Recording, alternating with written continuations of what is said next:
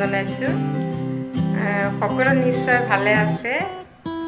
মই আজি শুকলতি পাত আৰু শেৱালি ফুলৰ পাতৰ পকৰি বনাম। আহকচোন আৰম্ভ কৰোঁ। মই আজি বনাম শুকলতি পাতৰ পকৰি। এইজোপা শুকলতি গছৰ এইজোপা বহুতে চিনি নাপায় এই গছজোপা। মোৰ ঘৰতে আছে, মই সেইকাৰণে দেখুৱাইছোঁ। এই শুকলতি পাতটো বিশেষকৈ মহিলাসকলৰ কাৰণে যেতিয়া কেঁচুৱা হয় তেতিয়া ইয়াৰ জোল বনাই খাব লাগে, খুব ভাল। মোৰ মায়ে মোৰ কেঁচুৱা হওঁতে বনাই খুৱাইছিল। আৰু এনেও আপোনালোকে মাজে সময়ে ইয়াৰ মিক্সিত ৰসটো উলিয়াই মিক্সিত পিচি নহৰু জালুক আৰু মাছ দি খাব, পেটৰ কাৰণে খুব ভাল। মই আজি ভাবিছোঁ ইয়াৰ পাতৰ মই পকৰি বনাম আৰু শেৱালি ফুলৰ গছৰ পাত দি পেলাই মই পকৰি বনাম। মোৰ ঘৰত শেৱালি ফুলৰ গছ নাই, মই ওচৰৰ কাষৰ ঘৰৰ পৰা দুটামান আনি থৈছোঁ। তাৰে আপোনালোকক আজি মই পকৰিকেইটা বনাম। সেয়া মই লৈছোঁ শুকলতিৰ পাত। শুকলতিৰ পাতকেইটা মই এনেকৈ এখিলা এখিলাকৈ ছিঙি লৈছোঁ। আৰু লৈছোঁ এয়া শেৱালি ফুলৰ পাত।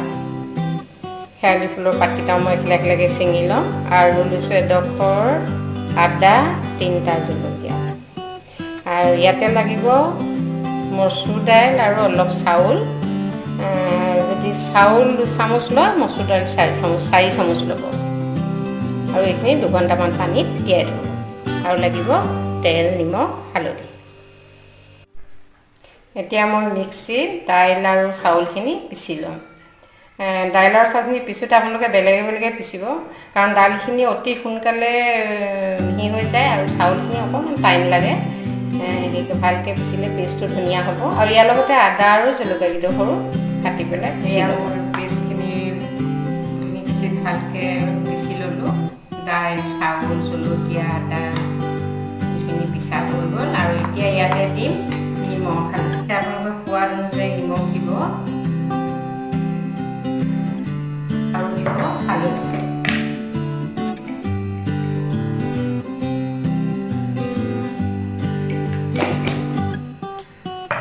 আৰু মই অথনি আপোনালোকক দেখুৱাবলৈ নহ'ল, ইয়াতে অলপ আজৱাইন মই আজৱাইন দিছোঁ। ক'লা জিৰা বা ভোগ জিৰাও দিব পাৰে, দিলে ভাল লাগে খাই। মই ইয়াতে কেইটামান আজৱাইন দি দিছোঁ।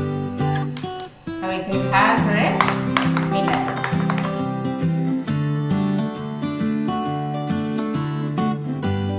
মিলোৱা হৈ গৈছে। আমি এতিয়া কেৰাহীটো গৰম কৰি অলপ তেল দি ল'লোঁ। তেতিয়া আমি পকৰিখিনি বনাম। এতিয়া প্ৰথমে মই বনাম শুকলতি পাতৰ পকৰি। পকৰিখিনি আপুনি এনেকৈ পাতখিলা এনেকৈ ল'ব, লৈ এনেকৈ ইয়াতে জুৰিয়াই দিব। পাতখিলাত যাতে ধুনীয়াকৈ পেষ্টটো লাগি যায়, এই ঠাৰিটো থৈ ল'ব। এনেকৈ ঠাৰিটো ধৰি এনেকৈ কৰি পেলাই ইয়াত তেলত দি দিব।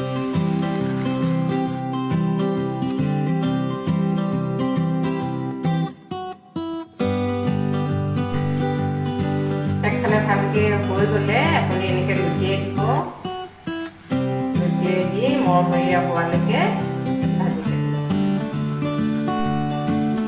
এয়া পকৰিকেইটা হৈ গৈছে। এয়া চব ধুনীয়া মচমচীয়া হৈ গৈছে। খাবলৈ খুব ভাল লাগে। আপোনাৰ মাছ মাংস নহ'লেও ইয়াৰ এই পকৰিকেইটাই ভাত খাব পাৰি।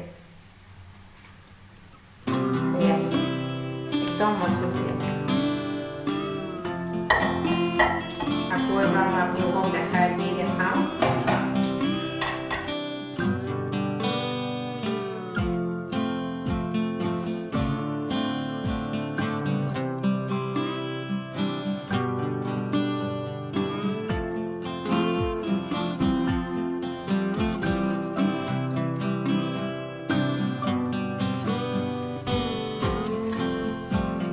শুকলতি শাকৰ পকৰিখিনি ভজা হৈ গৈছে। এতিয়া মই বনাম এই শেৱালি ফুলৰ পাতৰ ভাজি। এইবিলাক ইয়াৰ শেৱালি পাতকেইটা বহুত কোমলীয়া। মই এইটো জাপি পেলাই বনাম। এনেকৈ এনেকৈ লেটিয়াই লৈ পাতখিলা জাপি পেলাই লেটিয়াম। এয়া পাতখিলা জাপি লৈছোঁ, জাপি পেলাই এনেকৈ ইয়াতে লেটিয়াম। পাতখিলা বহুত কোমলীয়া লেটিয়াম, গতিকে দীঘলকৈ বনাবলৈ অকণ অসুবিধা হ'ব। সেইকাৰণে এনেকৈ জাপি পেলাই বনাম।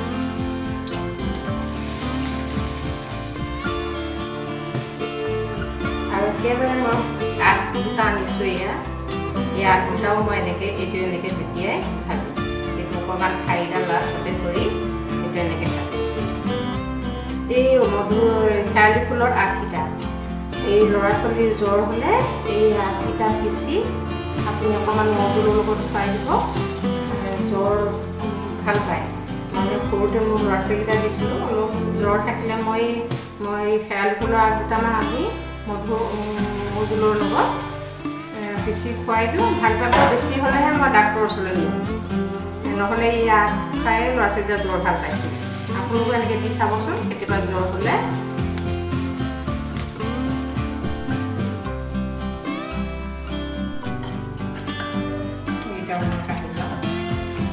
এয়া পকৰীখিনি ভজা হৈ গ'ল। এই যিকেইটা দীঘলীয়া গছৰ পাতৰ নিচিনা দেখিছে, এইকেইটা হ'ল শুকলতি পাত, আৰু এই মাজত যিকেইটা দেখিছে সৰু সৰু সেইকেইটা হ'ল শেৱালি ফুলৰ পাতৰ পকৰী। বহুত টেষ্টি হয় খাবলৈ, আপোনালোকে খাই চাব, খাই পেলাই মোক জনাব কেনেকুৱা পালে। শুকলতি পাত, শেৱালি ফুলৰ পাত, এইবিলাক আমাৰ কাৰণে স্বাস্থ্যৰ কাৰণে খুব ভাল। এতিয়া শেৱালি ফুলৰ পাতকেইটা এনেই তিতা, কিন্তু এনেকৈ পকৰী বনাই দিলে সৰু ল'ৰা ছোৱালীও খায়। আপোনালোকে বনাই দিব। ভিডিঅ'টো চাই যদি ভাল পালে লাইক, শ্বেয়াৰ আৰু ছাবস্ক্ৰাইব কৰিব। আকৌ অতি সোনকালে লগ পাম এটি নতুন ভিডিঅ'লৈ। আজিলৈ আহোঁ, ধন্যবাদ।